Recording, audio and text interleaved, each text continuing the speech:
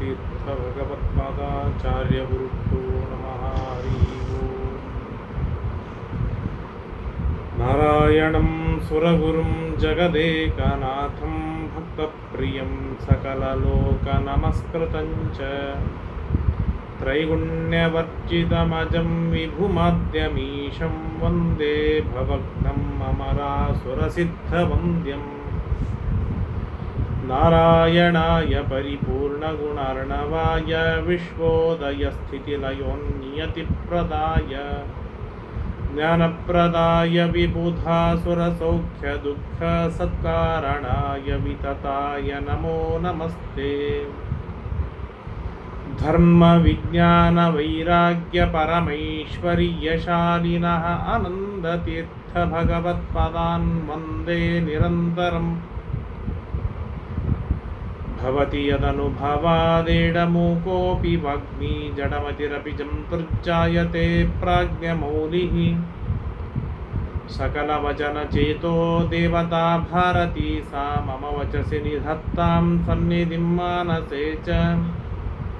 ನಮೋऽस्तु ತಾತ್ವಿಕಾ ದೇವಾಃ ವಿಷ್ಣುಭಕ್ತಿಪರಾಯಣಾಃ ಧರ್ಮಮಾರ್ಗೇ ಪ್ರೇರಯन्तु ಭವಂತಃ ಸರ್ವ ಏವ ಹಿ. ಆನಂದತೀರ್ಥೋಪದಿಷ್ಟೋ ನಿಧಿರ್ನಾರಾಯಣಃ ವಯಃ ಪ್ರದರ್ಶಿತೋ ಯೇನ ಸಮ್ಯಕ್ ಜಯತೀರ್ಥಂ ತಮಾಶ್ರಯೇ. ನೌಮಿನ್ಯಾಯಸುಧಾದಿಗೃಜ್ಜಯ ಮುನೀನ್ ಶ್ರೀಪಾದರಾಟ್ಸನ್ಮಣೀನ್ ವ್ಯಾಸಾರ್ಯಾನ್ ವಿವಿಧಾಗಮಾಬ್ಧಿವಿಹರಾನ್ ಶ್ರೀವಾದಿರಾಜಾನಪಿ. ವಂದೇ ಹಂಸವರಾನ್ ರಘುತ್ತಮಗುರುನ್ ವೈದಗ್ಧ್ಯಪರಾನ್ ನಿಧೀನ್ ಶ್ರೀಸತ್ಯವ್ರತರಾಘವೇಂದ್ರ ಮುನಿಪಾನ್ ಸದ್ಬೋಧಸದ್ಯಾನಪಾನ್. ತವ ಸಂಕೀರ್ತನಂ ವೇದಶಾಸ್ತ್ರಾರ್ಥಜ್ಞಾನಸಿದ್ಧಯೇ ವಿದ್ಯಾಪೀಠವಿಧಾತಾರಂ ವಿದ್ಯಾವಾರಿಧಿಚಂದಿರಂ. ವಿದ್ಯಾರ್ಥಿವತ್ಸಲಂ ವಂದೇ ಮಹಾಮಹಿಮಸದ್ಗುರುಂ ಆಪಾದಮೌಲಿಪರ್ಯಂతం ಗುರುಣಾಮಾಕೃತಿಂ ಸ್ಮರೇತ್ತೇನ ವಿಘ್ನಾಃ ಪ್ರಣಶ್ಯಂತಿ ಸಿದ್ಧ್ಯಂತಿ ಚ ಮನೋರಥಾಃ. ಶ್ರೀ ಗುರುಭ್ಯೋ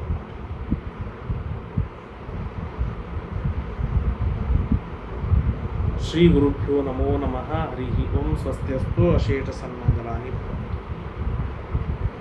ಶ್ರೀಮನ್ ಮಹಾಭಾರತದ ವನಪರ್ವದಲ್ಲಿ ನಿನ್ನೆಯವರೆಗೆ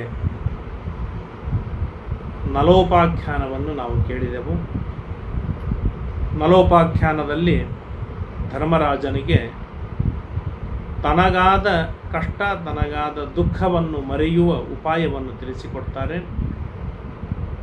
ನಿನ್ನ ಕಷ್ಟಕ್ಕಿಂತಲೂ ಅತೀ ಹೆಚ್ಚಿನ ಮಟ್ಟದ ಕಷ್ಟ ನಲ ಅನುಭವಿಸಿದ್ದಾನೆ. ಅಂದ ಮೇಲೆ ಅವನ ಕಷ್ಟ, ಅವನ ದುಃಖದ ಮುಂದೆ ನಿನ್ನ ಕಷ್ಟ ಯಾವುದಲ್ಲಪ್ಪ ಅಂತ ಬೃಹತ್ ರಥರು ತಿಳಿಸಿಕೊಟ್ಟಾಗ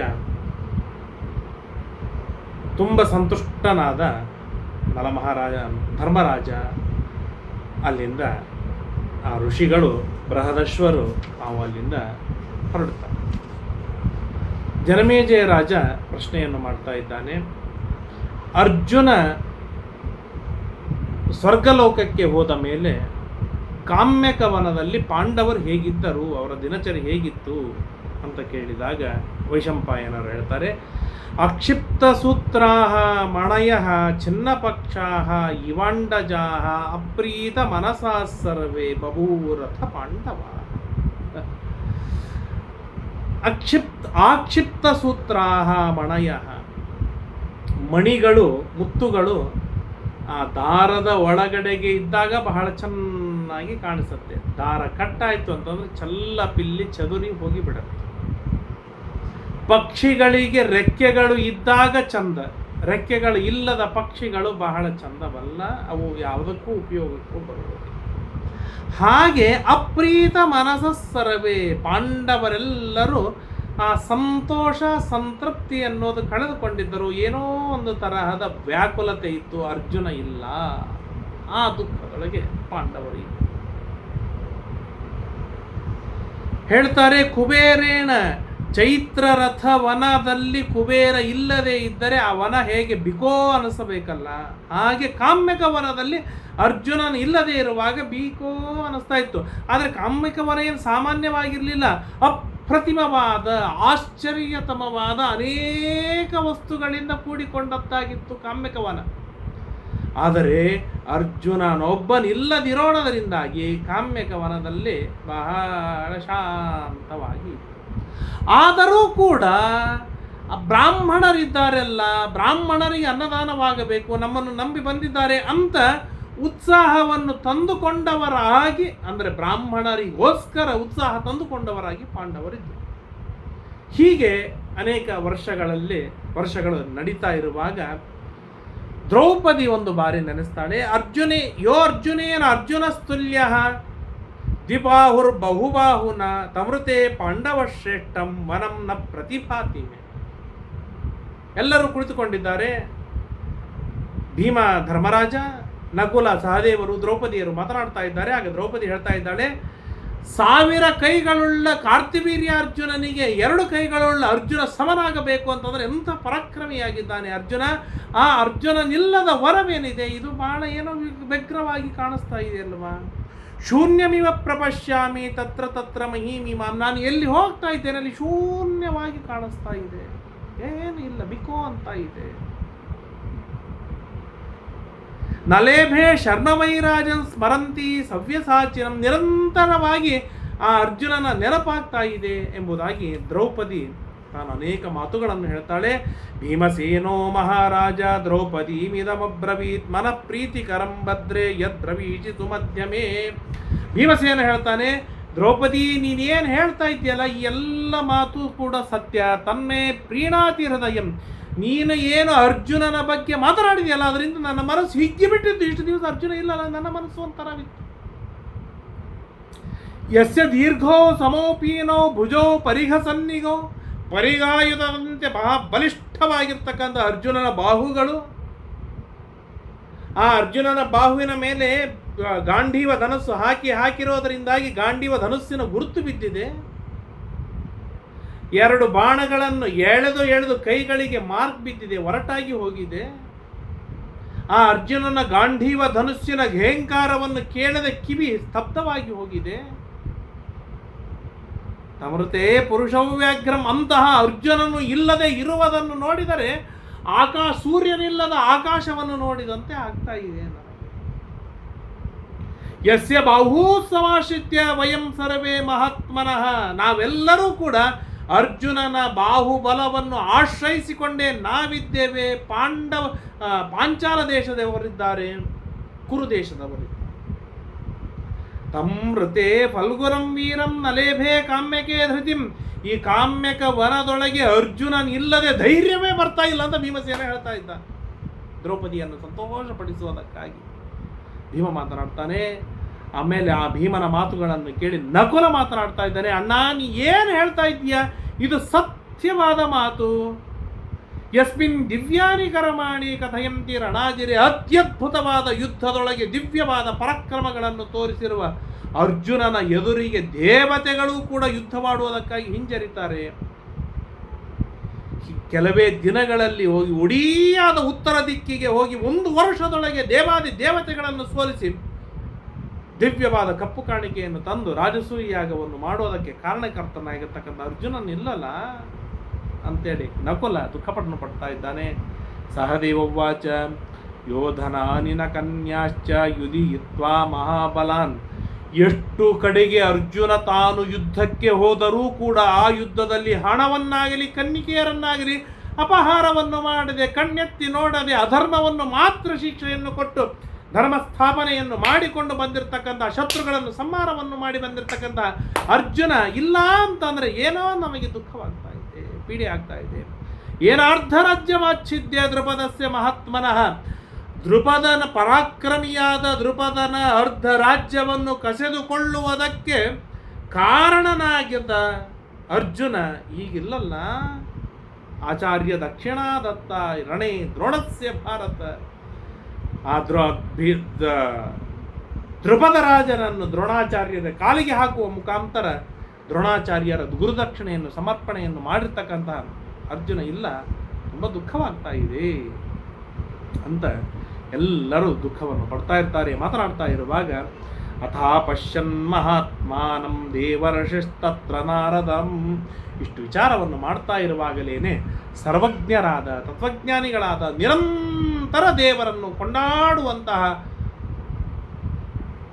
ಅಪರೋಕ್ಷದೊಳಗೆ ದೇವರನ್ನು ನಿರಂತರವಾಗಿ ಕಾಣುವಂತಹ ನಾರದರು ಅಲ್ಲಿಗೆ ಪ್ರತ್ಯಕ್ಷರಾಗ್ತಾರೆ. ಆ ನಾರದರ ತೇಜಸ್ಸು, ಬ್ರಹ್ಮವರ್ಚಸ್ಸು, ಅವರ ಐಶ್ವರ್ಯ, ಅವರ ಅಗ್ನಿ ಸಮವಾಗಿರ್ತಕ್ಕಂಥ ಆ ಮುಖದ ಕಾಂತಿ, ಅದನ್ನು ನೋಡಿ ಎಲ್ಲರೂ ಎದ್ದು ನಿಂತು ನಾರದರನ್ನು ಸ್ವಾಗತವನ್ನು ಮಾಡಿ ಅರ್ಘ್ಯಂ ಪಾದ್ಯಮಥಾನೀಯ, ಅರ್ಘ್ಯ ಪಾದ್ಯ ಆಚಮನೀಯ ಎಲ್ಲವನ್ನು ಸಮರ್ಪಣೆಯನ್ನು ಮಾಡಿ ನಮಸ್ಕಾರವನ್ನು ಮಾಡಿದಾಗ ನಾರದರು ಮನಪೂರ್ವಕವಾಗಿ ಪೂರ್ಣವಾಗಿ ಹರಿಸ್ತಾರೆ, ಆಶೀರ್ವಾದವನ್ನು ಮಾಡ್ತಾರೆ.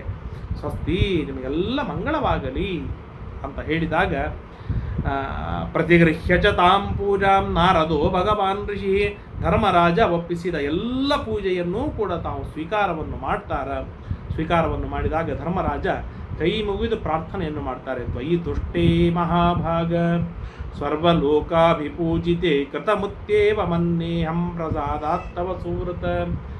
ತ್ರಿಲೋಕ ಸಂಚಾರಿಯಾದ, ತ್ರಿಲೋಕ ಸ್ವಾಮಿಯಾದ ದೇವರನ್ನು ತ್ರಿಲೋಕದೊಳಗೆ ಕಾಣುವಂತಹ ಹೇ ನಾರದರೇ, ನೀವೊಬ್ಬರು ಸಂತುಷ್ಟರಾದರೆ ಸಾಕು, ಜಗತ್ತು ಸಂತುಷ್ಟವಾಗಿದೆ ಎಂಬುದಾಗಿ ನಾನು ನಾನು ಅರ್ಘ್ಯಪಾದ್ಯಾದಿಗಳನ್ನು ಕೊಡ್ತೇನೆ.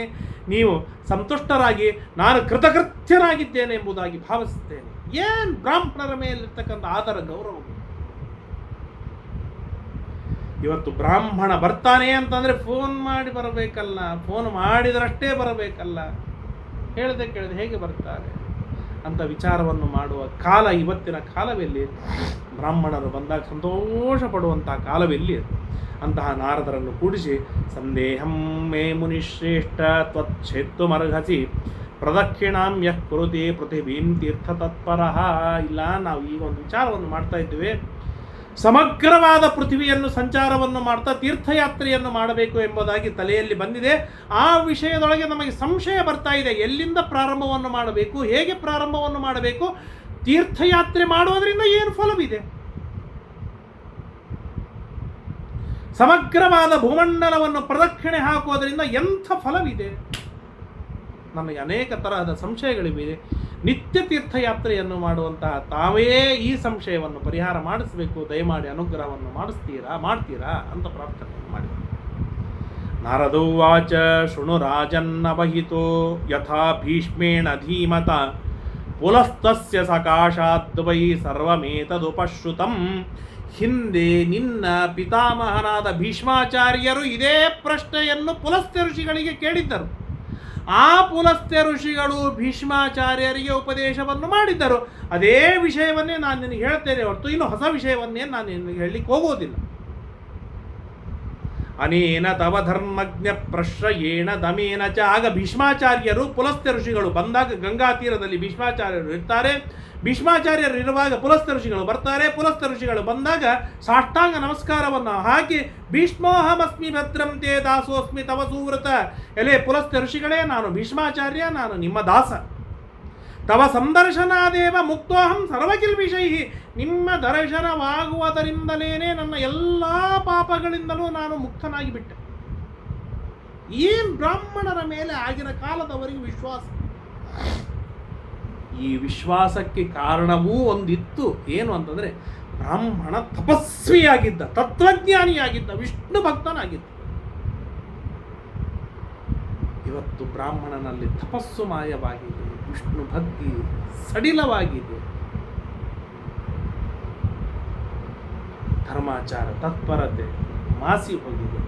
ಹಾಗಾಗಿ ಬ್ರಾಹ್ಮಣರ ಮೇಲೆ ಶ್ರದ್ಧೆ ವಿಶ್ವಾಸ ಬರುವುದು ಕಡಿಮೆಯಾಗಿದೆ.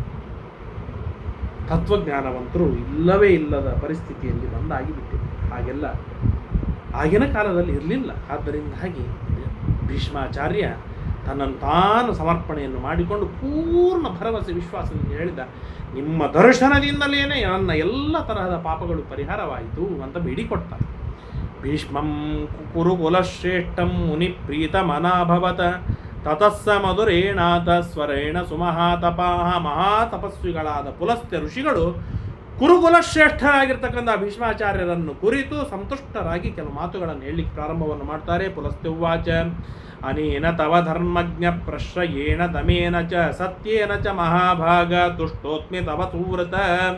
ಹೇ ಭೀಷ್ಮ, ನೀನು ಧರ್ಮವನ್ನು ತಿಳಿದವನಾಗಿದ್ದೀಯ, ಆದ್ದರಿಂದಾಗಿ ನಿನ್ನ ಪ್ರಶ್ರಯ, ನೀನು ನನಗಾಗಿ ನೀನೇನು ಸಮರ್ಪಣಾ ಭಾವವಿದೆ, ನಿನ್ನಲ್ಲಿರುವ ಸಮರ್ಪಣಾ ಭಾವ, ದಮೇನ ಇಂದ್ರಿಯ ನಿಗ್ರಹ, ನಿನ್ನಲ್ಲಿರುವ ಸತ್ಯಭಾವ, ಈ ಎಲ್ಲವನ್ನು ನೋಡಿ ನಾನು ಸಂತುಷ್ಟನಾಗಿದ್ದೇನೆ. ಏನಾದರೂ ಇದ್ರೆ ಕೇಳು. ಅಮೋಘದರ್ಶಿ ಭೀಷ್ಮ ಅಹಂ ಬ್ರೂಹಿ ಕಿಂ ಕರಮಾಡಿತೆ. ನಾನು ಏನಾದರೂ ಹೇಳಬೇಕಾ? ಕೇಳು, ನೀನು ಕೇಳು. ಪ್ರಸನ್ನನಾಗಿದ್ದೆ, ನೀ ಏನು ಕೇಳ್ತೀಯ ನಾನು ಹೇಳಲಿಕ್ಕೆ ಸಿದ್ಧನಾಗಿದ್ದೆ.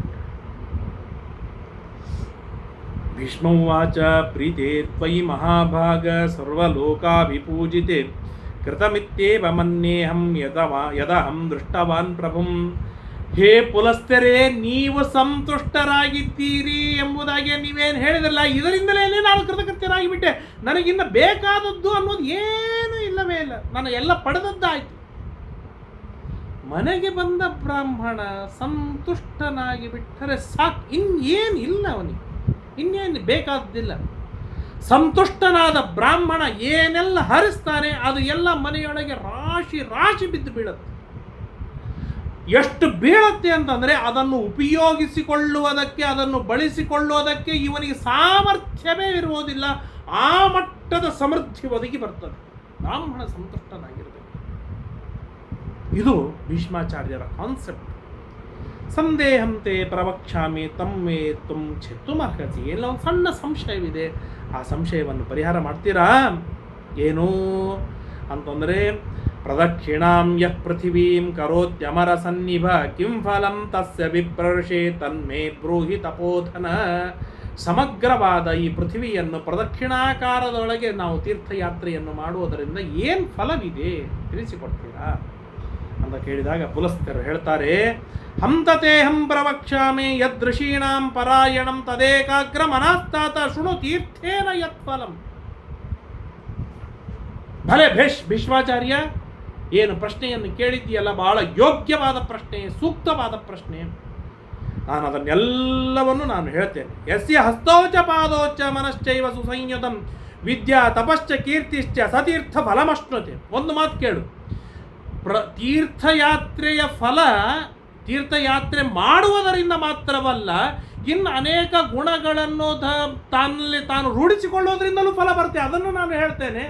ಆಮೇಲೆ ತೀರ್ಥಯಾತ್ರೆ ಮಾಡೋದರಿಂದ ಏನು ಫಲವಿದೆ, ಹೇಗೆ ತೀರ್ಥಯಾತ್ರೆಯನ್ನು ಮಾಡಬೇಕು ಎನ್ನುವುದನ್ನು ಕೂಡ ನಾನು ತಿಳಿಸಿಕೊಡ್ತೇನೆ. ಏನು ಕೇಳಿಲ್ಲಿ, ಯಸ್ಯ ಹಸ್ತೌಚ ಪಾದೌಚ ಮನಶ್ಚೈವ ಸುಸಂಯತಂ. ಯಾರ ಕೈಗಳು, ಕಾಲುಗಳು, ಮನಸ್ಸು ತನ್ನ ಕಂಟ್ರೋಲಿನಲ್ಲಿ ಇವೆ, ತನ್ನ ನಿಗ್ರಹದಲ್ಲಿ ಇವೆ, ಅವುಗಳನ್ನು ಯಾರು ನಿಗ್ರಹವನ್ನು ಮಾಡಿಕೊಂಡಿದ್ದಾರೆ, ವಿದ್ಯಾ ತಪಶ್ಚ ಕೀರ್ತಿಶ್ಚ, ಉತ್ತಮವಾದ ವಿದ್ಯೆ, ಉತ್ಕೃಷ್ಟವಾದ ತಪಸ್ಸು, ಅತ್ಯುತ್ತಮವಾದ ಕೀರ್ತಿಯನ್ನು ಯಾರು ಪಡೆದಿದ್ದಾರೆ, ಅವನು ತೀರ್ಥ ಫಲವನ್ನು ತಾನು ಕುಳಿತಲ್ಲೇ ಉಣ್ಣುತ್ತಾನೆ. ಎಂಥ ಸುಂದರವಾದ ಮಾತು. ಬಡವರಾದ, ದರಿದ್ರರಾದ, ಅಸಮರ್ಥರಾದ ನಮ್ಮಂಥವರಿಗೆ ಸಮಗ್ರವಾದ ಪೃಥ್ವಿಯನ್ನು ಪ್ರದಕ್ಷಿಣೆ ಮಾಡುವುದರಿಂದ ಏನು ಫಲ ಬರ್ತದೋ ಆ ಫಲಕ್ಕೆ ಕಾರಣವಾದದ್ದನ್ನು ನಮಗೆ ತಿಳಿಸಿಕೊಡ್ತಾರೆ. ಪ್ರತಿಗ್ರಹಾದಪಾವೃತ್ತ ಸಂತುಷ್ಟೋ ಏನ ಕೇನಚಿತ. ಇನ್ನೊಬ್ಬರಿಂದ ಬೇಡುವುದನ್ನು ಯಾರು ಬಿಡ್ತಾನೆ, ಪ್ರತಿಗ್ರಹ, ಇನ್ನೊಬ್ಬರಿಂದ ನಾನು ಸ್ವೀಕಾರವನ್ನು ಮಾಡುವುದಿಲ್ಲ, ಏನಕ್ಕೆ ರಚಿತ, ನನಗೇನು ಬರುತ್ತೋ ಅದರಿಂದ ನಾನು ಸಂತುಷ್ಟನಾಗಿ ಇರ್ತೇನೆ ಎಂಬ ಭಾವನೆಯೊಳಗೆ, ಎಂಬ ಧರ್ಮ, ಶ್ರೇಷ್ಠವಾದ ಧರ್ಮವನ್ನು ಯಾರು ಪರಿಪಾಲನೆಯನ್ನು ಮಾಡ್ತಾರೆ ಅವರಿಗೆ ಪ್ರತಿದಿನ ಪ್ರತಿನಿತ್ಯ ಸಮಗ್ರವಾದ ಭೂಮಂಡಲದ ಪ್ರದಕ್ಷಿಣೆಯನ್ನು ಮಾಡಿದ ಫಲ ಅವರಿಗೆ ಬರುತ್ತೆ. ಈ ವಿಷಯದಲ್ಲಿ ಅನೇಕ ಮಹತ್ವರನ್ನು ನಾವು ಕಾಣ್ತೇವೆ. ದ್ರೋಣಾಚಾರ್ಯ ಇದ್ದಾರೆ, ಪ್ರತಿಗ್ರಹ ಬೇಡ್ತಾ ಇರಲಿಲ್ಲ. ಅನೇಕ ಋಷಿಮುನಿಗಳಿದ್ದರು, ರಾಯರಿದ್ದರು, ಯಾದವಾರ್ಯರಿದ್ದರು, ನಮ್ಮ ಪರಮ ಗುರುಗಳಾದ ಮಾಹುಲಿ ಆಚಾರ್ಯರಿದ್ದರು, ನಮ್ಮ ಹಿರಿಯರಾದ ಇವತ್ತಿನ ಆರಾಧ್ಯ ದೈವರಾದ ನಮ್ಮ ಸ್ಥಿರವಾದ ಬುದ್ಧಿ ಅವರು. ಎಂಥ ಕಷ್ಟ ಬರಲಿ, ಎಂಥ ಆಪತ್ತು ಬರಲಿ, ಇನ್ನೊಬ್ಬರಿಗೆ ಬೇಡುವುದಿಲ್ಲ ಅಂದ್ರೆ ಬೇಡುವುದಿಲ್ಲ, ಕೈ ಚಾಚುವುದಿಲ್ಲ ಅಂದರೆ ಚಾಚುವುದಿಲ್ಲ. ಈ ವಿಷಯದೊಳಗೆ ನಮ್ಮ ಹಿರಿಯರಾದ ನಮ್ಮ ತಂದೆಯವರು ಕೂಡ ಒಬ್ಬರು ಆದರ್ಶರ ಎಂಬುದಾಗಿ ನಾವು ತಿಳಿಸಬಹುದು. ಮಹಾಭಾರತ ಶ್ರೇಷ್ಠವಾದಂತಹ ಧರ್ಮ. ಪ್ರತಿಗ್ರಹ ಅಪಾವೃತ್ತ ಸಂತುಷ್ಟೋ ಏನಕೇನಚಿತ್. ನಾನು ಏನು ಬಂದಿದೆ ಅದರಲ್ಲಿ ಸಂತೃಪ್ತನಾಗಿರುವಂಥ. ಅಹಂಕಾರ ನಿವೃತ್ತಶ್ಚ ಸತೀರ್ಥ ಫಲಮಷ್ಟುದೆ. ಯಾರು ಅಹಂಕಾರದಿಂದ ನಿವೃತ್ತನಾಗಿದ್ದಾನೋ ಅವನು ಪ್ರತಿನಿತ್ಯವೂ ಕೂಡ ತೀರ್ಥಯಾತ್ರೆಯ ಫಲವನ್ನು ಪಡೆಯುತ್ತಾನೆ. ಅಕಲ್ಕಕೋ ನಿರಾರಂಭ ಲಘ್ವಾಹಾರೋ ಜಿತೇಂದ್ರಿಯ ವಿಮುಕ್ತ ಸರ್ವಪಾಪೇಭ್ಯ ಸತೀರ್ಥ ಫಲಮಶ್ನುತೆ. ಅಕಲ್ಕಕ, ಕಲ್ಕ ಅಂತಂದರೆ ದೋಷಗಳನ್ನು ಇಲ್ಲದೇ ಇರುವವನು ಅಥವಾ ಪಾಪಗಳನ್ನು ಮಾಡದಿರುವವನು. ಲಘ್ವಾಹಾರ, ಜೀವನಕ್ಕೆ ಬದುಕಬೇಕು, ಸಾಧನೆಗಾಗಿ ಬದುಕಿಗಾಗಿ ಊಟ, ಅಷ್ಟನ್ನು ಮಾಡುವವರು ಯಾರು? ಜಿತೇಂದ್ರಿಯ, ಇಂದ್ರಿಯಗಳನ್ನು ಗೆದ್ದವನು ಯಾರು? ಸರ್ವಪಾಪೇಭ್ಯ ವಿಮುಕ್ತ, ಮ್ಯಾಕ್ಸಿಮಮ್ ಪಾಪಗಳನ್ನು ಕಳೆದುಕೊಂಡವನು, ಪಾಪಗಳನ್ನು ಮಾಡದೇ ಇರುವವನು ಯಾರು? ಅವನು ಸತೀರ್ಥ ಫಲಮಶ್ನುತಿ, ಅವನು ತೀರ್ಥದ ಫಲವನ್ನು ತಾನು ಉಂಟಾನೆ. ಅಕ್ರೋಧನಃ, ಸಿಟ್ಟು ಮಾಡಿಕೊಳ್ಳದಿರುವವನು. ಸತ್ಯಶೀಲ, ಬೇಕಾದ್ದಾಗಲಿ ಸತ್ಯವನ್ನೇ ಮಾತನಾಡುವವನು. ದೃಢವ್ರತಃ, ಯಾವುದೋ ಒಂದು ವ್ರತವನ್ನು ನಿರಂತರವಾಗಿ ಮಾಡುವನು. ಗಾಯತ್ರಿ ಜಪವಾಗಲಿ, ಅಷ್ಟಮಹಾಮಂತ್ರ ಜಪವಾಗಲಿ, ಏಕಾದಶಿ ಮೊದಲಾದ ವ್ರತ ನಿಯಮಗಳಾಗಲಿ, ಪಾಠ ಪ್ರವಚನವಾಗಲಿ, ಒಂದು ದಿನವೂ ತಪ್ಪದೆ ನಿಯಮೇನ ಮಾಡುವವನು ಯಾರು? ಅವನು ಪ್ರತಿನಿತ್ಯವೂ ಕೂಡ ತೀರ್ಥದ ಫಲವನ್ನು ತಾನು ಅನುಭವಿಸ್ತಾನೆ. ಆತ್ಮೋಪಮಶ್ಚ ಸಭೂತೇಷು ಸತೀರ್ಥ ಫಲಮಶ್ನುತೆ. ತನ್ನನ್ನು ತಾನು ಎಷ್ಟು ಪ್ರೀತಿಸ್ತಾನೋ ಅಷ್ಟೇ ಪ್ರೀತಿಯನ್ನು ಎಲ್ಲ ಜೀವರಾಶಿಗಳಲ್ಲಿ ಯಾರು ಮಾಡ್ತಾನೋ ಅವನು ಪ್ರತಿನಿತ್ಯವೂ ಕೂಡ ಏನಂತಾರೆ, ತೀರ್ಥಯಾತ್ರೆ, ಸಮಗ್ರವಾದ ಭೂಮಂಡಲದ ಯಾತ್ರೆಯನ್ನು ಮಾಡುವುದರಿಂದ ಏನು ಫಲವಿದೆ ಆ ಫಲವನ್ನು ತಾನು ಪಡೆಯುತ್ತಾನೆ. ಋಷಭಿಕ್ರತವೋ ಪ್ರೋಕ್ತ ದೇವೇಶ್ವೇಹ ಯಥಾಕ್ರಮಂ ಫಲಂಚೈವ ಯಥಾವತ್ವಂ ಪ್ರೇತ್ಯಚೇಹ ಚ ಸರ್ವಶಃ. ಋಷಿಗಳು ಮುನಿಗಳು ಏನು ಎಲ್ಲ ಯಜ್ಞ ಯಾಗಗಳನ್ನು ಹೇಳಿದ್ದಾರೋ ಆ ಎಲ್ಲ ಯಜ್ಞ ಯಾಗಗಳನ್ನು ಮಾಡಲಿಕ್ಕೆ ಆಗದಿರುವವರು ಯಾರು ದರಿದ್ರರಿದ್ದಾರೋ ಆ ದರಿದ್ರರೂ ಕೂಡ ಗುಣವಂತನಾಗಿ ಪೃಥ್ವಿ ಯಾತ್ರೆಯನ್ನು ಮಾಡಿದರೆ ಆ ಎಲ್ಲ ಯಾಗಗಳನ್ನು ಮಾಡಿದ ಪುಣ್ಯವನ್ನು ತಾನು ಅನುಭವಿಸ್ತಾರೆ. ಆದ್ದರಿಂದಾಗಿಯೇ ನಮಗೆ ಹೇಳಿರುವಂತಹದ್ದು ಏನಂತಾರೆ, ನಿಯಮೇನ ತೀರ್ಥಯಾತ್ರೆಯನ್ನು ಮಾಡಬೇಕು ಎಂಬುದಾಗಿ. ಯದ್ಯಪ್ಯಲ್ಪಧನತ್ಯಕ್ತಂ ವಿತ್ತಂ ಬಹುಫಲಂ ಭವೇತ್ ತಥಾಪ್ಯನಂತ ಫಲದಾಹ ಕರ್ತುರೇವ ಮಹಾಗುಣಾಃ. ಒಬ್ಬ ಶ್ರೀಮಂತ 10,000 ರೂಪಾಯಿ ದಾನವನ್ನು ಮಾಡಿದ್ದಾನೆ. ಅತ್ಯಂತ ದರಿದ್ರ, ಈ ಮೇಲೆ ಹೇಳಲ್ಪಟ್ಟ ಗುಣಗಳಿಂದ ಯುಕ್ತನಾದ ದರಿದ್ರ 1 ರೂಪಾಯಿ ದಾನ ಮಾಡಿದ್ದಾರೆ. ಶ್ರೀಮಂತ ಮಾಡಿದ 10,000 ರೂಪಾಯಿ ದಾನಕ್ಕಿಂತಲೂ ಇವನು ದರಿದ್ರ ಕೊಟ್ಟ 1 ರೂಪಾಯಿಯ ದಾನವೇನಿದೆ ಮಹಾಪುಣ್ಯ ಫಲಪ್ರದವಾಗುತ್ತದೆ ಎಂಬುದಾಗಿ ಶ್ರೀಮದಾಚಾರ್ಯರು ತಾತ್ಪರ್ಯ ನಿರ್ಣಯದೊಳಗೆ 32ನೇ ಅಧ್ಯಾಯ 31, 32ನೇ ಅಧ್ಯಾಯದೊಳಗೆ ನಮಗೆ ನಿರ್ಣಯವನ್ನು ಮಾಡಿಕೊಡ್ತಾರೆ.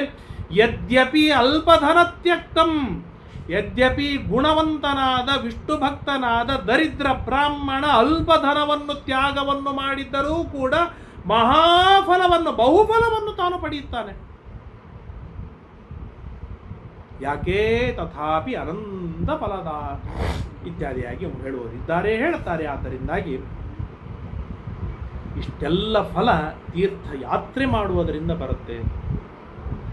ತೀರ್ಥಯಾತ್ರೆ ಮಾಡಿದರ ಫಲ ಗುಣವಂತನಾಗುವುದರಿಂದ ಬರುತ್ತದೆ ಎಂಬುದಾಗಿ ತಿಳಿಸಿಕೊಡ್ತಾರೆ. ಏನು ಬಹೂಪಕರಣ ಯಜ್ಞ ನಾನಾ ಸಂಭಾರ ವಿಸ್ತರಾ ಪ್ರಾಪ್ಯಂತೆ ಪಾರ್ಥಿವೈರೇತೈ ಸಮೃದ್ಧೈರ್ವ ನರಕ್ವಚಿತ. ಅನೇಕ ತರಹದ ಉಪಕರಣಗಳು ಬೇಕು ಯಜ್ಞ ಯಾಗಗಳನ್ನು ಮಾಡುವುದಕ್ಕೆ. ನಮ್ಮಂಥವ್ರ ಮನೆಗೆ ಯಾವ ದೊಡ್ಡ ದೊಡ್ಡ ಆಚಾರ್ಯರು ಬರುವುದಿಲ್ಲ. ಬಂದ ಆಚಾರ್ಯರಿಗೆ ಕೈ ತುಂಬ ದಕ್ಷಿಣೆ ಕೊಡಲಿಕ್ಕಾಗತ್ತೋ? ಆಗುವುದಿಲ್ಲ. ಯಜ್ಞ ಯಾಗಗಳನ್ನು ಮಾಡುವುದಕ್ಕೆ ತುಪ್ಪ, ಎಣ್ಣೆ, ದವಸ, ಧಾನ್ಯಗಳು ಬೇಕು. ಅಷ್ಟೆಲ್ಲ ಸಂಪಾದನೆ ನಮ್ಮಿಂದ ಆಗುವುದಿಲ್ಲ, ನಮ್ಮ ಕೈಯಲ್ಲಿ ಇರುವುದಿಲ್ಲ. ನಾವು ಏನು ಯಜ್ಞ ಯಾಗಗಳನ್ನು ಮಾಡ್ತೇವೆ? ವೇದೋಕ್ತವಾದ ಯಜ್ಞ ಯಾಗಗಳನ್ನು ಶ್ರೀಮಂತರಿಗಲ್ಲನ, ಇದು ದರಿದ್ರರಿಗೆ ವಿಚಾರ.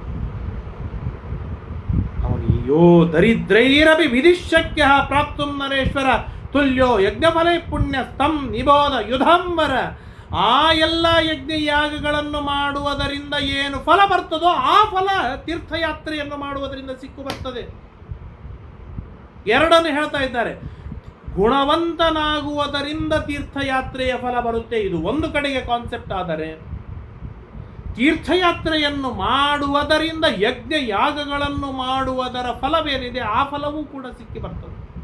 ತುಲ್ಯೋ ಯಜ್ಞಫಲೈ ಪುಣ್ಯೈ ತಂ ನಿಬೋಧ ಯುಧಾಂವರ. ಅದನ್ನೆಲ್ಲವನ್ನು ನಾನು ಹೇಳ್ತೇನೆ, ಕೇಳಿಲ್ಲಿ, ನಿನ್ನನ್ನು ಸಾವಕಾಶವಾಗಿ ಕೇಳು, ಗಡಿಬಿಡಿ ಮಾಡಲಿಕ್ಕೆ ಹೋಗಬೇಡ ಅಂತ ಹೇಳಿ ಹೇಳ್ತಾರೆ. ತೀರ್ಥಾಭಿಗಮನಂ ಪುಣ್ಯಂ ಯಜ್ಞೈರಪಿ ವಿಶಿಷ್ಯತೆ. ತೀರ್ಥಾಭಿಗಮನ, ತೀರ್ಥಯಾತ್ರೆಯನ್ನು ಮಾಡುವುದು ಎನ್ನುವುದು ಏನಿದೆ, ಇದು ಯಜ್ಞ ಯಾಗಗಳಿಗಿಂತಲೂ ಅತೀ ಹೆಚ್ಚಿನ ಮಟ್ಟದ ಪುಣ್ಯವನ್ನು ತಂದು ಕೊಡುವಂತಹದ್ದಾಗಿದೆ ಎಂಬುದಾಗಿ ಹೇಳ್ತಾ ತೀರ್ಥ ಯಾವ ಕ್ಷೇತ್ರಗಳಿಗೆ ಹೋಗುವುದರಿಂದ ಏನೆಲ್ಲ ಫಲವಿದೆ ಎನ್ನುವುದನ್ನು ಹೇಳುವುದಕ್ಕೆ ಪ್ರಾರಂಭವನ್ನು ಮಾಡ್ತಾರೆ. ಪೂರ್ವದಿಂದ ಆರಂಭಿಸ್ತಾರೆ. ಪೂರ್ವದಲ್ಲಿ ಬರುವಂತಹ ಸರ್ವೋತ್ತಮವಾದ ಕ್ಷೇತ್ರ ಅಂತಂದರೆ ಅದು ಪುಷ್ಕರ. ಹಾಗಾಗಿ ಆ ಪುಷ್ಕರದಿಂದ ಆರಂಭಿಸಿಕೊಂಡು ಸಮಗ್ರವಾದ ಭೂಮಂಡಲದಲ್ಲಿ ಬರುವ ಏನೆಲ್ಲ ತೀರ್ಥಯಾತ್ರೆಗಳಿವೆ, ಆ ತೀರ್ಥಕ್ಷೇತ್ರಗಳಲ್ಲಿ ಸರೋವರಗಳಲ್ಲಿ ಯಾತ್ರೆಯನ್ನು ಮಾಡುವುದರಿಂದ ಏನೆಲ್ಲ ಪುಣ್ಯವಿದೆ, ಆ ಎಲ್ಲ ಪುಣ್ಯಗಳನ್ನು ಕೂಡ ವಿಸ್ತಾರವಾಗಿ ತಿಳಿಸಿಕೊಡ್ತಾ ಹೋಗ್ತಾರೆ. ಅದನ್ನೆಲ್ಲವನ್ನು ಕೂಡ ನಾಳೆಯ ದಿನ ಪುನಃ ಕೇಳುವ ತಿಳಿಯುವ ಪ್ರಯತ್ನವನ್ನು ಮಾಡೋಣ ಎಂಬುದಾಗಿ ತಮ್ಮೆಲ್ಲರಲ್ಲಿ ತಿಳಿಸ್ತಾ ಇವತ್ತಿನ 4 ಮಾತುಗಳನ್ನು ಮುಕ್ತಾಯ ಮಾಡ್ತೇನೆ. ಜೊತೆಗೆ ಇವತ್ತಿನ ದಿನ ನಮ್ಮ ಕುಲದ ಹಿರಿಯರಾದ, ಪ್ರತಸ್ಮರಣೀಯರಾದ, ಪರಮಪೂಜ್ಯರಾದ, ತಪಸ್ವಿಗಳಾದ, ಸಿದ್ಧಪುರುಷರಾದ ರಾಯರ ಅಚ್ಛಿನ್ನ ಭಕ್ತರಾದ, ದೇವರ ದೇವತೆಗಳ ಗುರುಗಳ ದಾಸಾನುದಾಸರಾದಂತಹ ಬ್ರಾಹ್ಮಣ ಅತಿಥಿ ಅಭ್ಯಾಗತರ ಸೇವಕರಾದ ಶ್ರೀವಾರ ರಾಮಾಚಾರ್ಯರ, ಶ್ರೀವಾರ ಮುತ್ಯ ಅವರ ವಿಶೇಷವಾದ ಪುಣ್ಯ ದಿನ ಇವತ್ತು. ಅವರ ವಿಚಾರಗಳು, ಅವರ ನಡೆ, ಅವರ ನುಡಿ, ಅವರ ಆದರ್ಶಗಳು ಬಹಳ ಅತ್ಯದ್ಭುತವಾದ, ನೋಡಿದವರಿಗೆ ಅನುಭವಕ್ಕೆ ಉಂಟು, ಅನುಭವಿಸಿದವರು ತುಂಬ ಜನ ಇದ್ದಾರೆ. ಅವ್ರದ್ದೊಂದು ದೊಡ್ಡದಾದ ಅಜೆಂಡಾ ಇದೆ. ಏನು ಅಂತಂದರೆ ಮಹಾ ಕಷ್ಟಗಳಿರಬೇಕು, ದಾರಿದ್ರ್ಯ ತುಂಬಿರಬೇಕು. ದೇವರ ಹತ್ರ ಪ್ರಾರ್ಥನೆಯನ್ನು ಏನು ಮಾಡಬೇಕು ಅಂತ ಅವ್ರಿಗೆ ಕೇಳಿದ್ರೆ ಅವ್ರು ಹೇಳುವ ಮಾತು, ದಾರಿದ್ರ್ಯ ಕೊಡು, ಮನೆ ತುಂಬ ಜನರನ್ನು ಕೊಡು, ಕುಟುಂಬವನ್ನು, ಅತಿಥಿ ಅಭ್ಯಾಗತರು ನಿರಂತರ ಮನೆಯೊಳಗೆ ಬರ್ತಾ ಇರಲಿ, ಎಲ್ಲರಿಗೂ ಸಮೃದ್ಧವಾದ ಅನ್ನ ಸಿಗುವಂತ ಈ ತರಹದ ಪ್ರಾರ್ಥನೆಯ ಕಾನ್ಸೆಪ್ಟ್ ಕೊಟ್ಟವರು ಹಿರಿಯರು. ಪ್ರತಿನಿತ್ಯ ತಪ್ಪದೆ 3 ಬಾರಿ ಹರಿಕಥಾಮೃತ ಸಾರ ಪಾರಾಯಣವನ್ನು ಮಾಡಿ ಹರಿಕಥಾಮೃತ ಸಾರದ ಸಿದ್ಧಿಯನ್ನು ಪಡೆದವರು ಹಿರಿಯರು. ಒಂದು ಹಂತದೊಳಗೆ ಹರಿಕಥಾಮೃತ ಸಾರದ ಪರಿಚಯವೇ ಇರಲಿಲ್ಲ. ಆ ಪ್ರಸಂಗದೊಳಗೆ ಮನೆಗೆ ಮನಗಳಿಗೆ ಹರಿಕಥಾಮೃತ ಸಾರ ಇದು ಒಂದು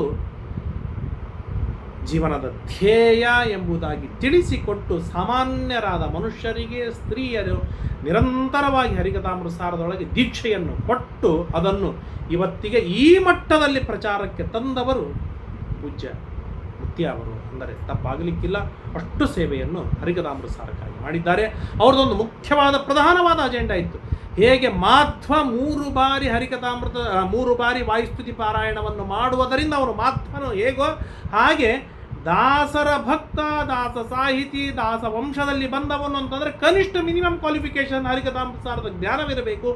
1 ಬಾರಿ ಅದು ಹರಿಕಥಾಮೃತ ಸಾರದ ಪಾರಾಯಣವನ್ನು ಮಾಡುತ್ತಾನೇ ಇರಬೇಕು ನಿತ್ಯದೊಳಗೆ. ಅವನು ಹರಿದಾಸ ಎಂಬುದಾಗಿ ಹೇಳಿಕೊಳ್ಳಲಿಕ್ಕೆ ಸಾಧ್ಯ ಎಂಬುದಾಗಿ ತಿಳಿಸಿಕೊಟ್ಟವರು ಆಚಾರ್ಯರು.